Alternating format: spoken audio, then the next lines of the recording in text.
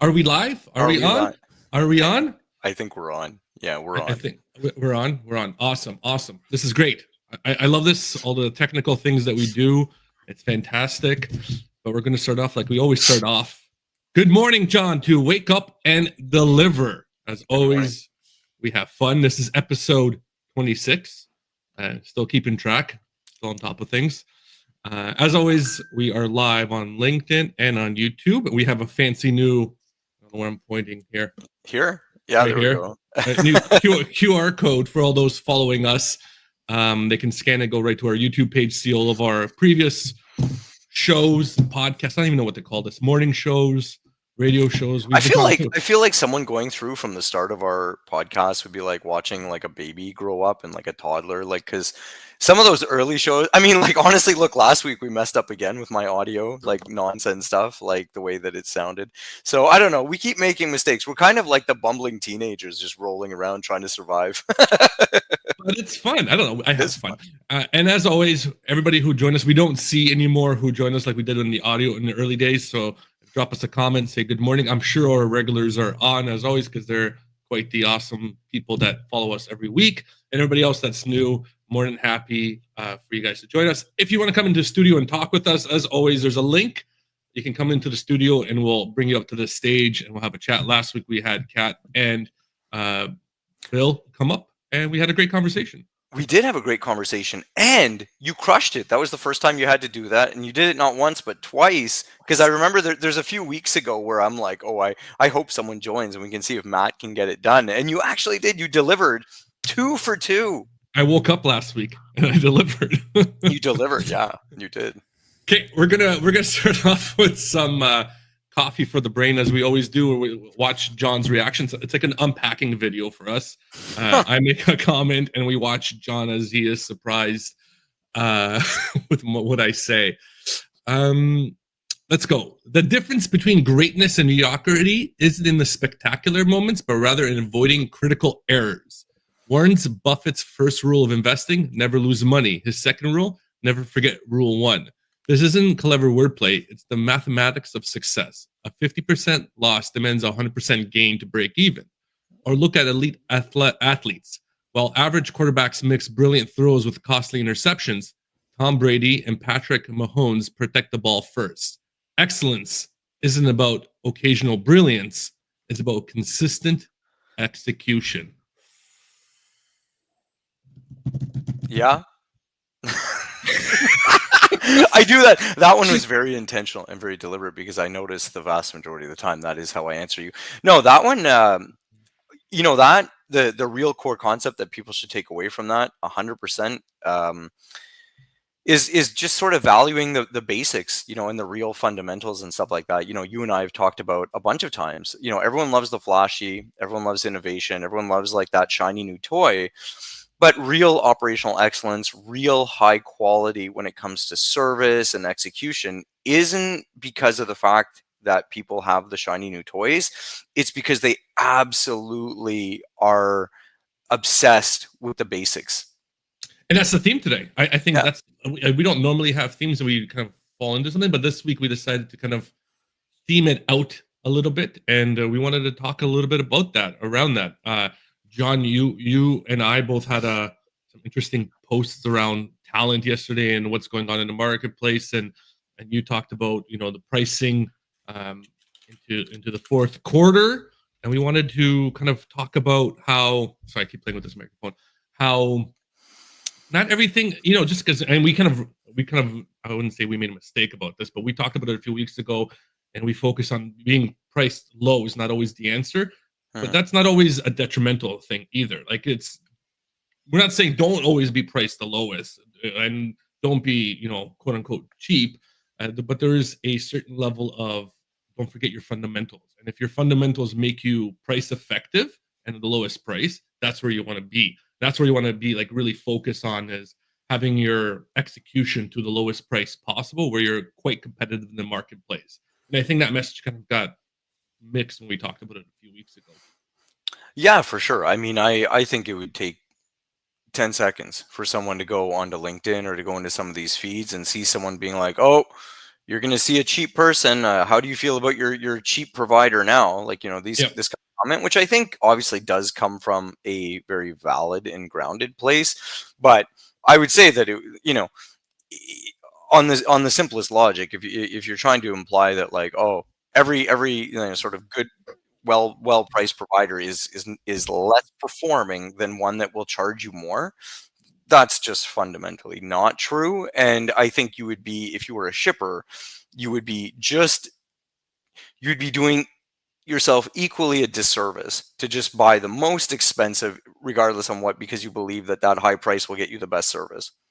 Yeah, and it has to be a position of knowledge. I think is the key into that comment, where it's not about the lowest price per se, but if they are priced low, you need to figure out why they're priced low, and if it's a Hmm. competitive edge that they have, why they're priced low into that market, then they are the right answer for that shipper.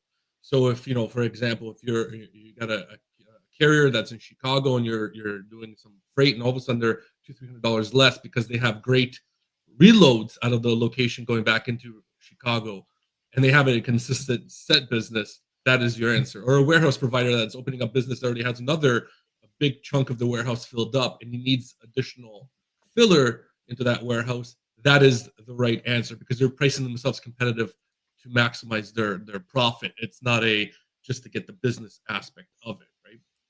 Yeah, exactly, right. There's a there's a ton of reasons why. I mean, I can tell you that I've been in situations where, sort of myself and my team, we've designed like, hey, here's what it's going to take to do what, the customer is asking, and, design out the model, and then have sales come back and be like, oh yeah, well, we closed this deal at, but we dropped this by 30%. And you're like, there was no room for that, guys. Like that was like the dead net internal number of like what it would take. But that became a strategic decision for the business to be like, hey, we want this customer, we want this volume, we want to align this way, this geography, whatever it could be. So I think it's relative. Honestly, I agree with you more in the sense that, if I'm helping someone work through a 3PL, or help, like whether it's a retailer, or if I'm helping a 3PL be a better service provider, it's not just about like, oh, price yourself this way and people will think you're good. I mean, of course you can lean on some social conventions and some things like that where people are going to apply some kind of like broad-based rules to their thinking. But I mean, the easiest thing that any shipper could do to understand how quality the 3PL is would be to go there, if that's possible, and just walk the floor. Spend literally 10 minutes on the floor. You probably get more of a feeling than 10,000 emails back and forth. But if they can't do that, at the very least, I think that's where, really trying to engage the people Yeah, on but the operations. you as a recovering shipper, as we like to call you, how many of those carriers and providers did you actually go visit during RFQ or when they solicited? Were Oh, soliciting you? dude, I think it depends. It depends on what it was. So I can tell you, for every major project that was going to have a real fundamental change to the network, we went to go look. Everyone. And when I set up the network in Western Canada for one of the North America's biggest retailers, I interviewed myself every one of the carriers that would have been a potential consideration, because I knew that that project was like millions and millions of dollars of annual spend in terms of like just operating the network. And there was no chance that I was going to pick anyone based on just the RFP responses. It was 0% chance that was going to happen.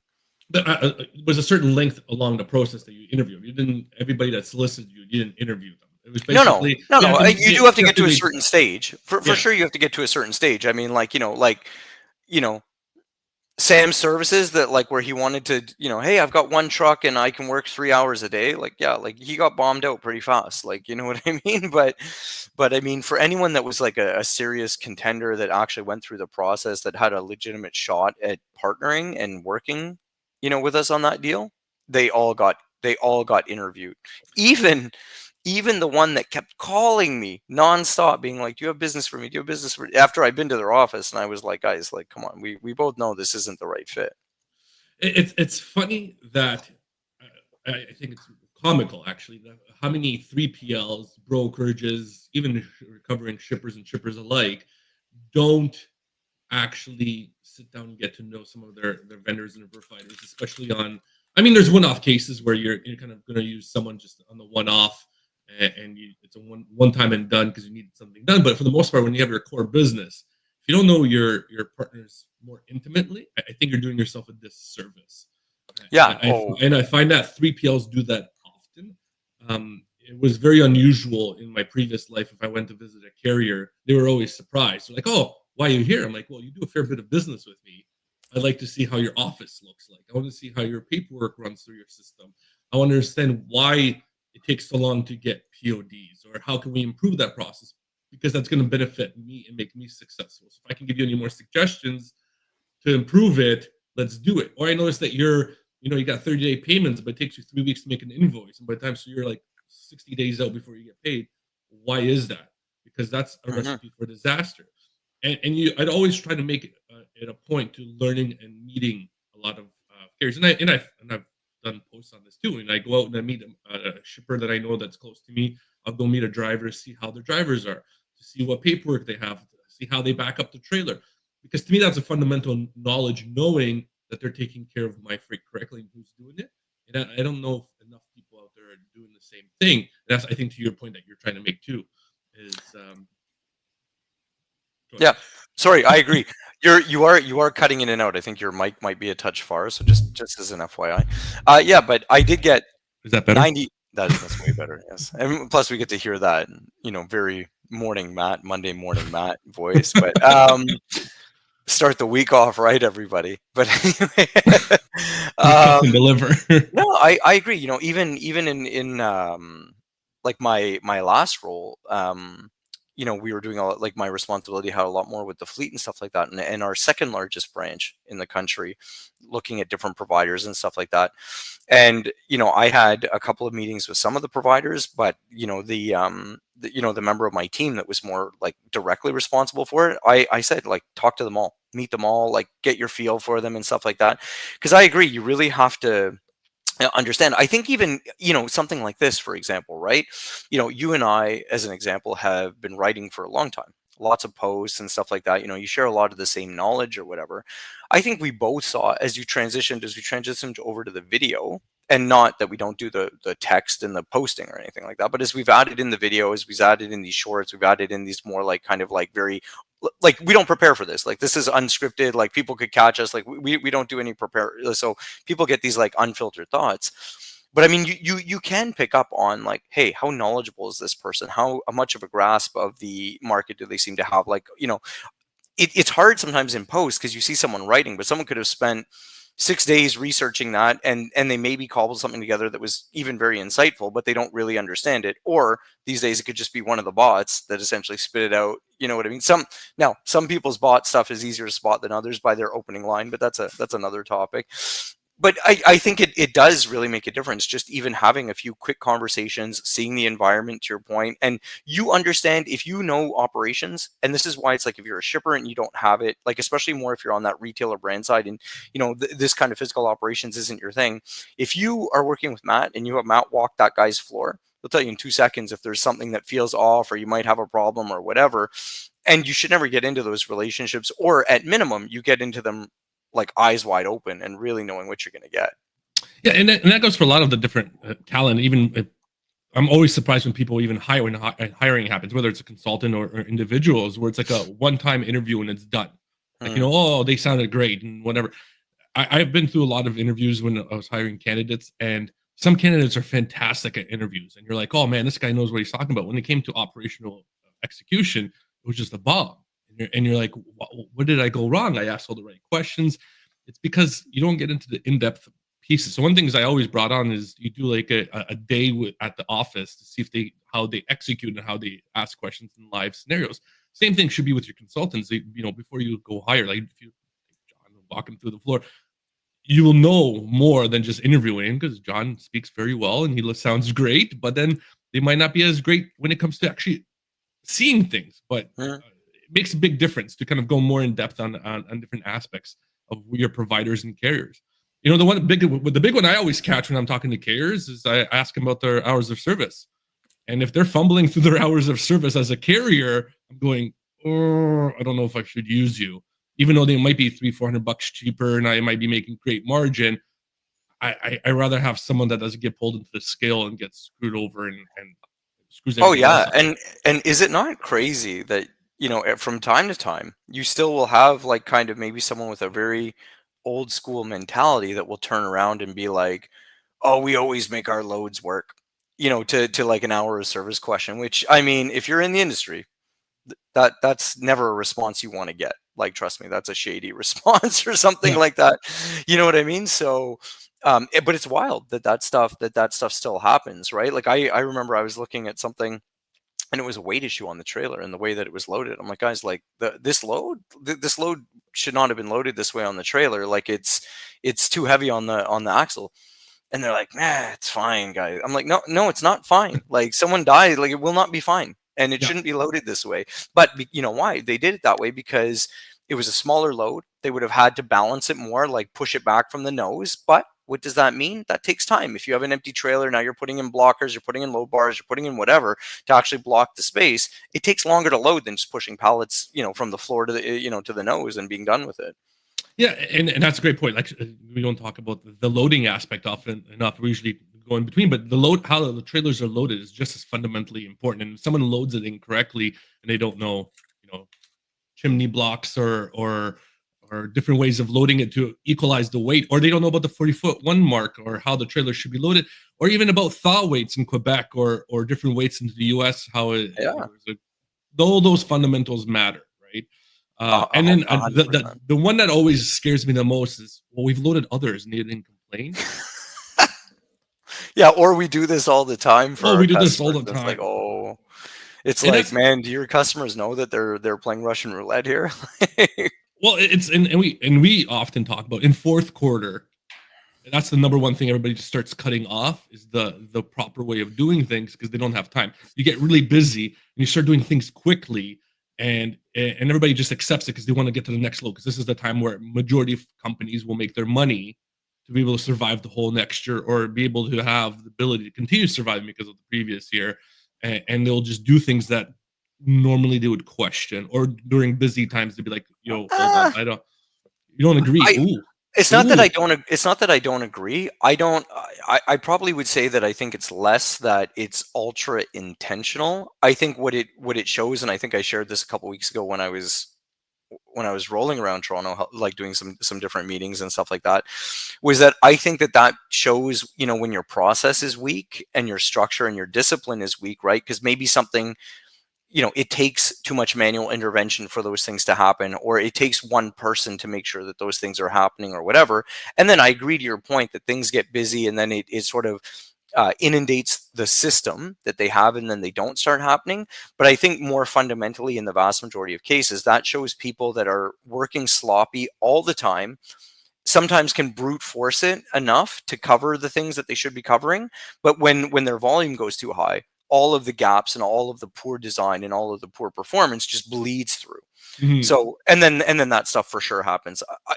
That being said, do I think that there's a certain percentage of people that intentionally make decisions to cut corners to then try to quote unquote speed up or whatever? Yeah, I think that happens. I just think that probably more the center of that curve where that's happening is just that it's people that normally don't have good operations and they don't have the right discipline and they don't have the right structure, and the volume overwhelms them to the point where then they just can't keep up.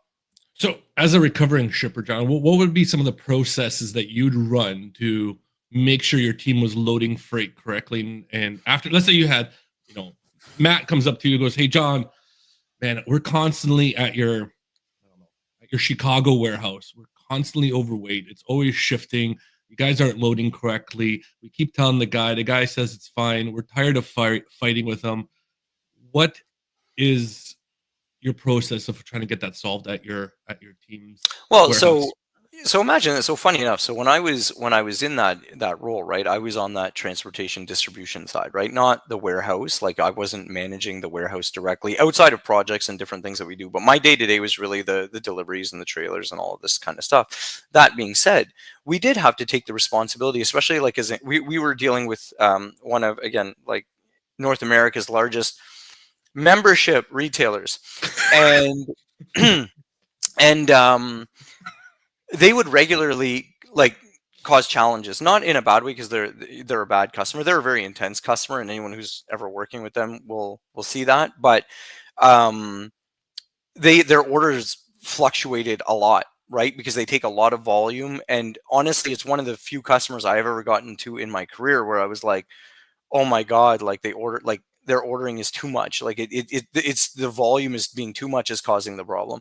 Interesting. Yeah, very, very interesting. But that being said, because it would fluctuate so much and because you're trying to maximize the capacity of the trailer and whatever you're trying to do, we would regularly, like my team on the distribution side, we'd be running all of their orders a day or two in advance in terms of looking at them in the system, understanding the pallet counts, understanding then like what that route is going to look like based on the particular day that that order is going out and the other combination of customers are going for. You know, how many pallets from the trailer was it? You know, does something have to be split off? Is it undersized, underweight, or whatever? And providing all of that information to the warehouse. And even at the time, we were using a modified type of carrier. It was like a rolling rack, this steel rolling rack. And we Hmm. would even have cutoffs of being like, even though then there was certain limits where the number of like racks could fit, there was a threshold where it became unmanageable. So, you know, we would track pallet counts, we'd track rack counts, we would track sort of skid, like just other kinds of like product that was going on the trailer for that customer and then for anyone else that would be sharing it. And then we would have to give directions. And we had entire load maps and processes that were like, scenario A, this is what happens, scenario B, this is what happens, just to keep it streamlined and to remove the subjectivity from the process. The maps and whatever could always change, right? Like if there was a pattern of activity, but we removed the day-to-day decision making about like, oh well, I hope, you know, so and so makes this decision and so should have done that.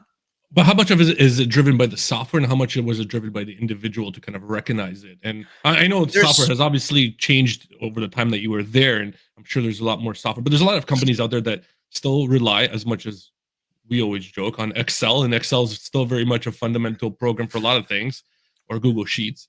How much of it is relied on the individual to be able to recognize that? honestly, in that environment, it was probably more manual than people would want. Of course, all of the system data, you know, the counts and the weights and all of that stuff came from the system.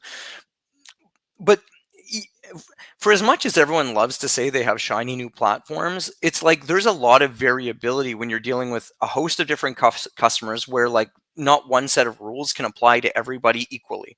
You know what I mean? So, you know, there would be a process where what we ended up doing was essentially kicking it into predefined the data from the system into predefined templates that were more manual than anything else, right? And then obviously changes would be made back to the system and things like that about what we were doing. Um, do I think that there's software out there that could help manage that? Of course. Do I think though that believing that you could buy any kind of software that would perfectly deal with all of the conditions for your business and your customers? No, I think that that in a lot of the time is kind of foolish thinking. Well, we have a comment from Nate. If the work is done in advance, it makes a load transaction a one touch and deal. Otherwise, it is Interruption interpretation after interruption interruption. interruption after interruption. Thank you. My eyes this morning. Yeah.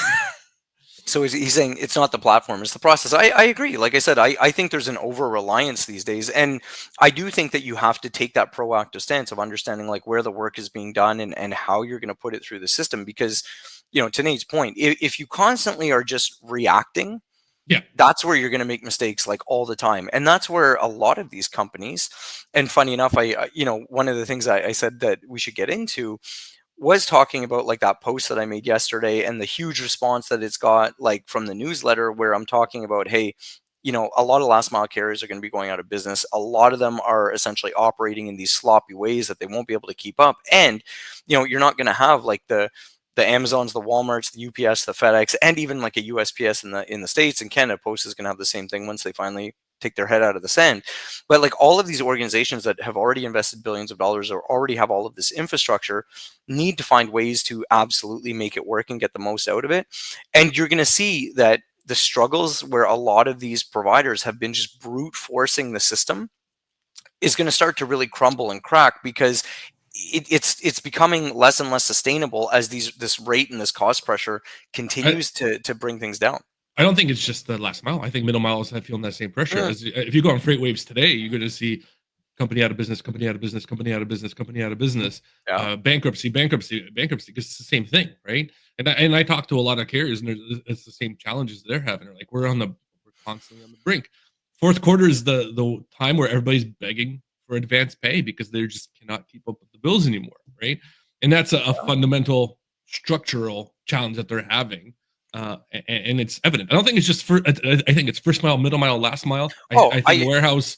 I think the whole system is going through a little bit of a renaissance right now. oh yeah, I agree. And in that second part of the newsletter, that was one of the things, right? I shared these like 6 trends of like, oh, this is what I'm looking at, and it was exactly that. I said that this thing, thinking that freight rates are just going to bounce back up, not true.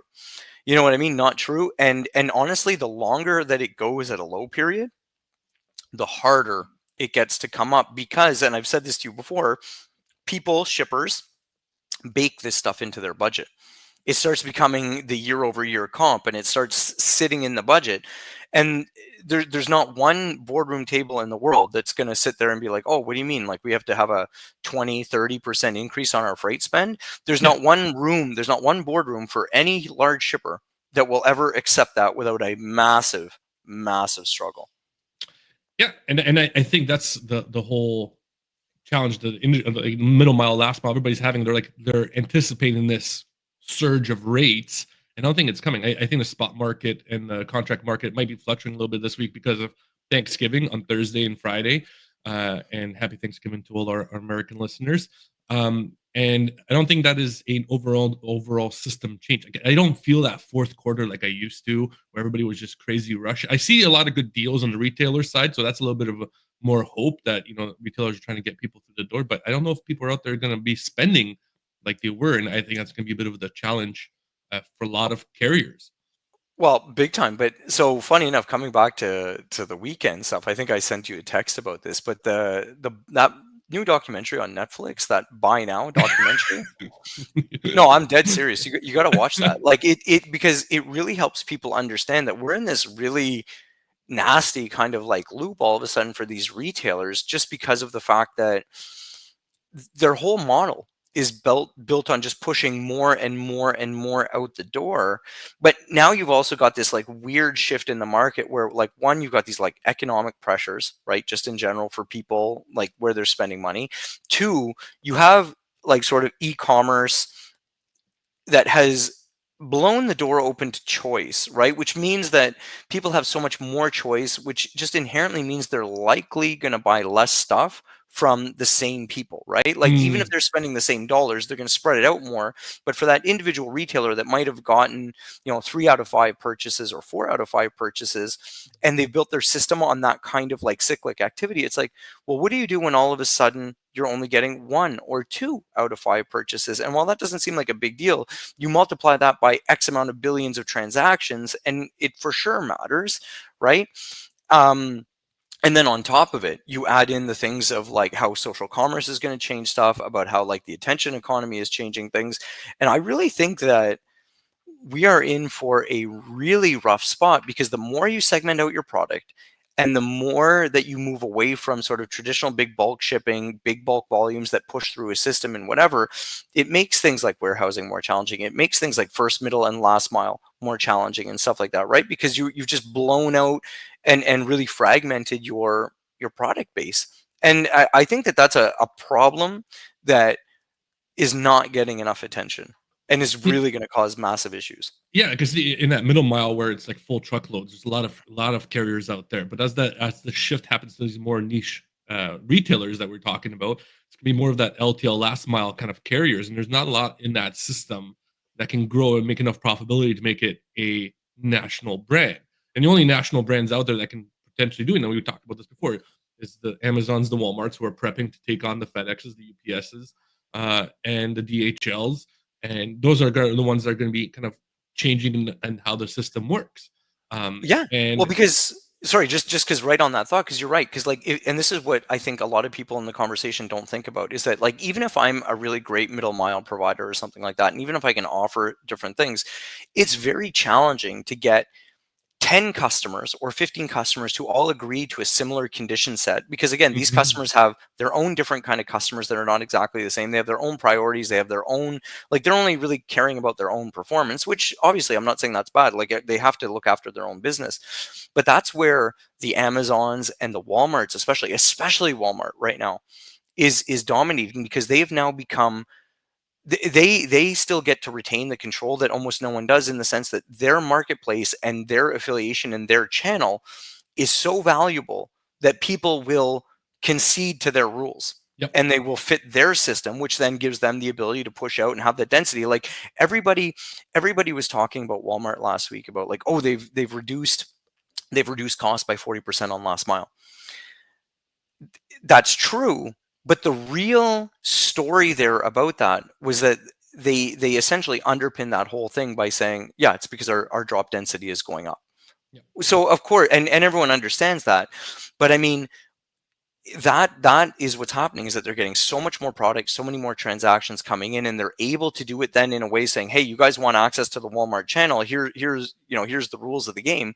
Whereas then, like, some other provider that's trying to offer an Amazon or a Walmart-esque service is constantly left in this position of where they can get some customers to align and not others, but they still have all of the cost, because the second you commit to sending that truck in that lane, it's going to go, and it's going to have to go if you want to meet that promise, whether it's 20% full or 50% full or 100% full, because you can't just send it whenever it's convenient, or else you'll never build it up. So how long are these people taking losses?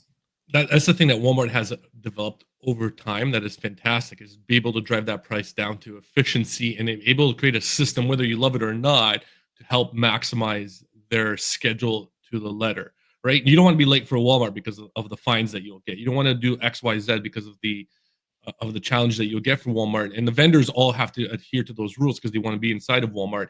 It really does drive that system forward, and then they set up the optimal way for then carriers and buyers to be within their ecosystem that helps deliver on the promises that they're making. I see that you're reading Bill's I comment am, there. yeah, I am looking at Bill's. Bill always adds some great stuff to it, for sure.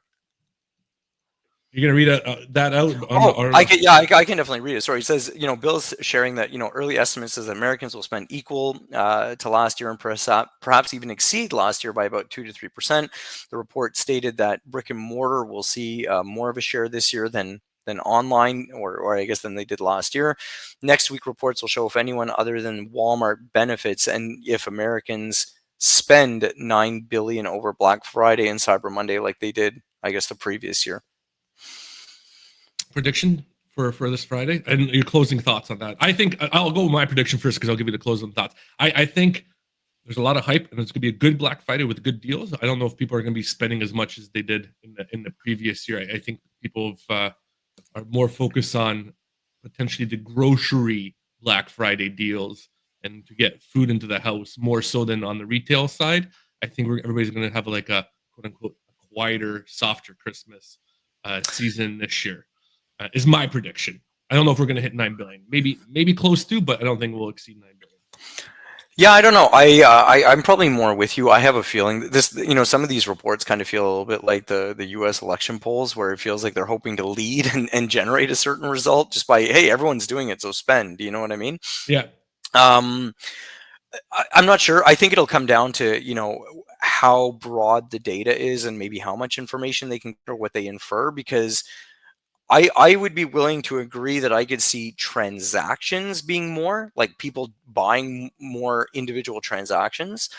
But I personally feel that there's going to be more transactions at a lower or like average order value. And I'm not sure that the amount of transactions will offset it. Because I think that, with Amazon holo dropping, with the Shein and the Temu and all of this kind of stuff, and people really looking for like low cost or hitting these, 60-70% off deals, I kind of agree with you. I'm not sure that the total dollars will be there unless they add in something more. They figure, oh, we had to add this in this year. You know what I mean? You're right. I think you're right. Transaction numbers will be up. Dollar figure will be down. Temu and Shein, I think, are going to be the biggest winners for this year's Black Friday. Because some of the deals I even seen are like 90% off and some crazy stuff. We're over on 5 minutes, John. We are. We are going to be conscious. Last week we took it a little bit too long. We were being Well, too excited. long. I We mean, were excited. we were Uh, excited. so closing thoughts for the week. What should we focus on for the week this week?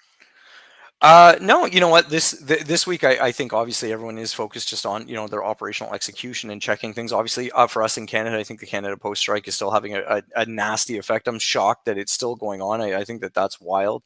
Um, outside of that, I think most people are going to be focused. You've got 20-ish days left. You need to really be focusing heavy.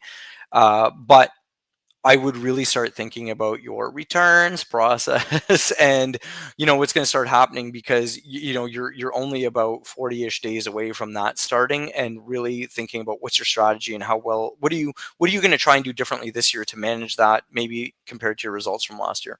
Absolutely. And on that note, everybody have a great, fantastic Black Friday. If you haven't already prepped for it, grit through it. Hopefully, you get some great execution. Join us next week, Monday, for Wake Up and Deliver episode 27. And you can always reach out to John and myself if you have any ideas of conversations that you want us to talk about. You can hit the QR code There, right right there. here, and look at all our previous episodes. And more than welcome for anybody to join us. It's an open forum for everybody. So thank you very much, everybody, for joining this morning. Bye. Ending stream.